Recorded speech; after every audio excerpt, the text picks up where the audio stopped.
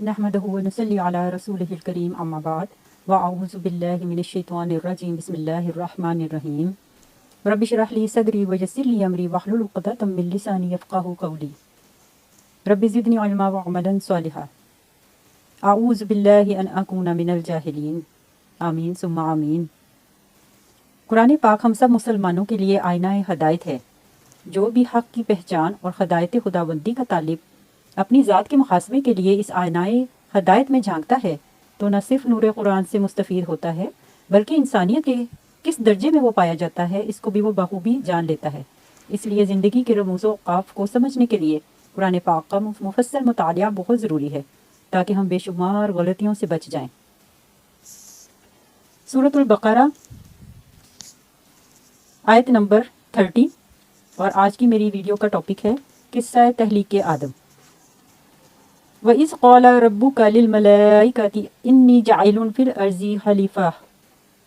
और जब या रसूलुल्लाह सल्लल्लाहु अलैहि वसल्लम आपके परवरदिगार ने फरिश्तों को फरमाया कि मैं ज़मीन में एक इख्तियारात संभालने वाला नाइब बना रहा हूँ। नाइब यानी अल्लाह का नुमाइंदा जिसको अल्लाह तबारक व तआला ने अपनी पहचान के लिए दुनिया में भेजा। और खिलाफत से मुराद अल्लाह के अहकामात पर अमल पैरा होने के साथ साथ आज़ादी राय भी उस आदम को दी गई। क़ालू अतजअलु फ़ीहा मन युफ़सिदु फ़ीहा व यस्फ़ीकु दिमाअ व नहनु नुसब्बिहु बिहम्दिका व नुक़द्दिसु लका। फरिश्तों ने कहा तू इसमें ऐसे नाइब को बनाएगा जो इसमें खराबियां फैलाएगा और खून रेज़ी करेगा। फरिश्तों को यह गुमान क्यों हुआ कि आदम दुनिया में तहलीक के बाद जब आएगा तो वो खून रेज़ी करेगा? इसकी दो वजूहात थीं। पहली वजह इंसान की तहलीक से पहले जिन्नात थे जो खून रेज़ी करते थे। इसी वजह से फरिश्तों ने गुमान किया कि इंसान भी खून रेज़ी करेगा। और दूसरी बात ये कि खिलाफत का लफ्ज़ जब इस्तेमाल हुआ तो गुमान हुआ कि कुछ ना कुछ एहतियारात भी आदम को मिलेंगे। जहाँ वाज़िया हुक्म है वहाँ उस हुक्म का इस्तेमाल और जहाँ वाज़िया हुक्म नहीं है तो वहाँ जितना भी बेहतर से बेहतर वो आदम सोच सकता है, अपनी राय कायम कर सकता है। अल्लाह तबारक व तआला ने फरिश्तों से फरमाया कि मैं अपनी हिकमतों से खूब वाकिफ हूँ।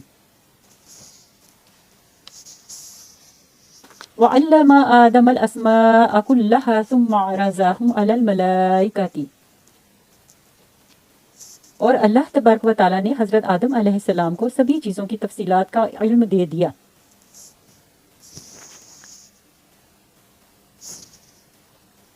फ़क़ाल अंबिऊनी बिअस्माइ हाउलाई इन कुंतुम सादिक़ीन।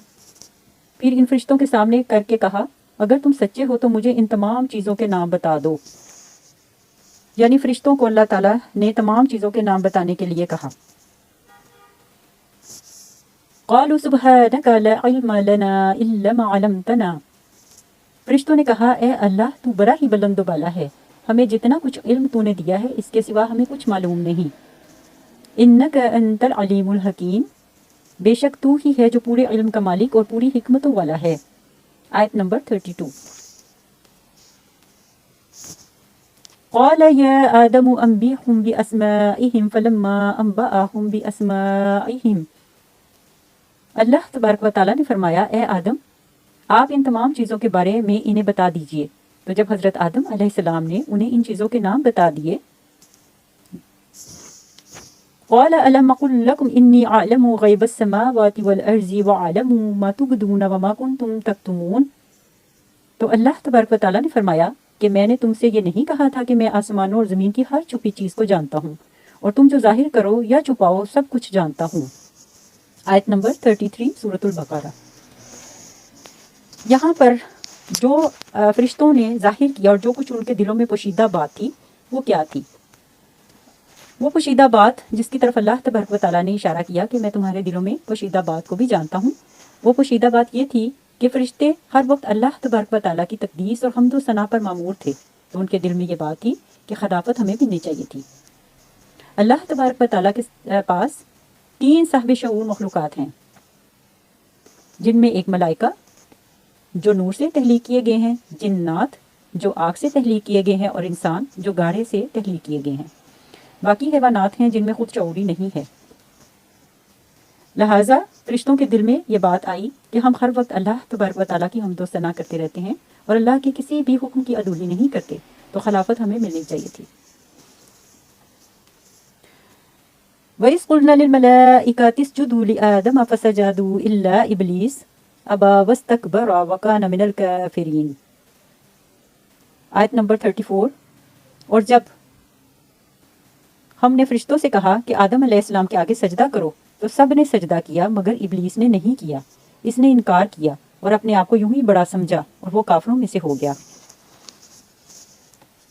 اب یہاں سوال یہ پیدا ہوتا ہے کہ سجدے کی ضرورت کیوں پیش آئی؟ کیا وہ سجدہ آدم حاکی کی تعظیم کے لیے تھا یا کسی اور چیز کے لیے؟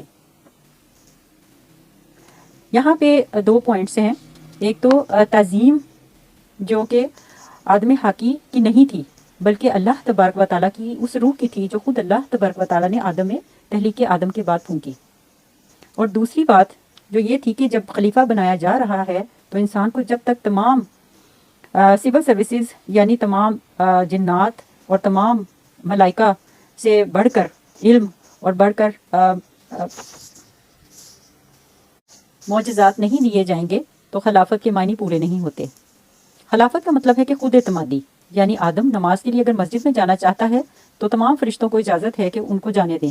اگر وہ برائی کی طرف چلتا ہے تو وہ خود مختار ہے، وہ کر سکتا ہے، اور کوئی بھی فرشتے یا کوئی بھی جنات اس کو روکنے کی مجاز نہیں ہے اگر اللہ کا حکم نہ ہو تو۔ تمام فرشتوں کو جھکا دیا گیا کہ آدم کے ہر عمل میں اس کو خود مختار بنا دے تاکہ جانچا جائے کہ وہ اچھا عمل کرتا ہے یا برا اپنی عقلی سلیمی سے۔ سب سجدہ ریز ہوئے سوائے ابلیس کے۔ اس میں جو ہے وہ ابلیس نے سجدہ کیوں نہیں کیا، اس کی کچھ وجوہات تھیں۔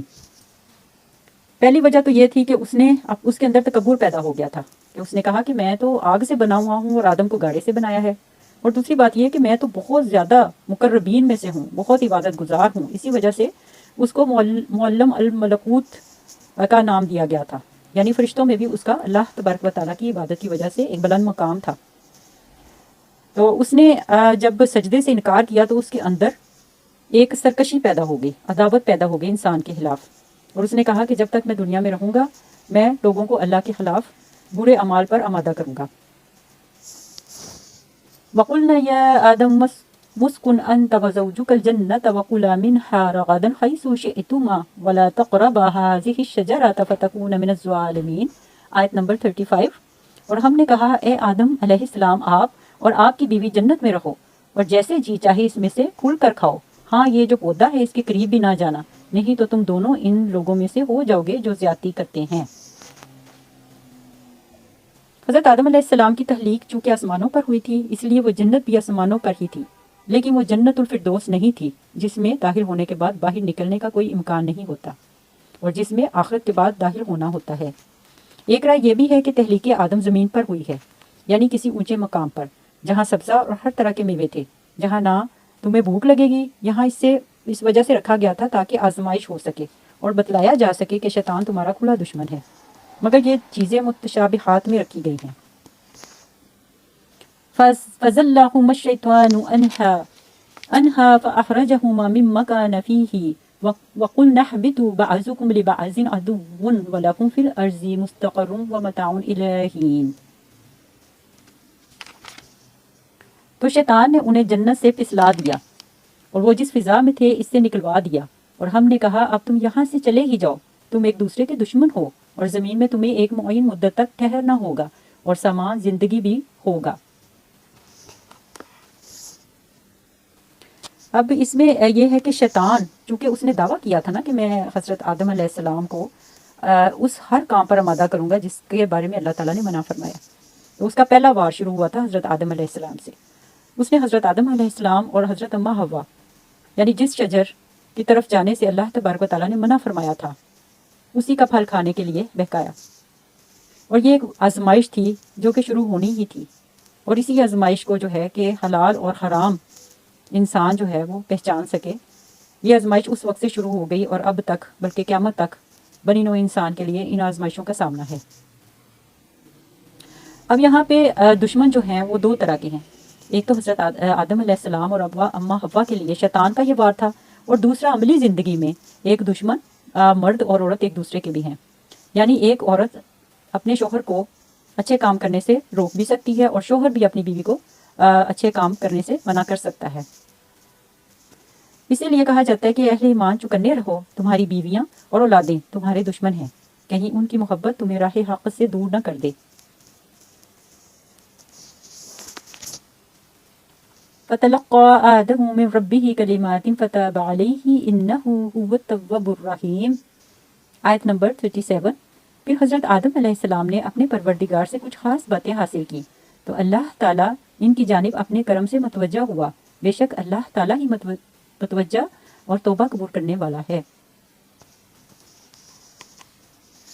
جب حضرت آدم علیہ السلام کے اندر سخت پشیمانی اور ندامت پیدا ہوئی، کس عمل کی وجہ سے کہ انہوں نے حکم ربی کی نافرمانی ان سے ہو گئی، شیطان نے ان سے یہ عمل کروا دیا، تو اللہ تبارک و تعالیٰ کی یہ شان رحیمی ہے کہ اللہ تعالیٰ نے خود ان کو توبہ کے کلمات سکھا دیے۔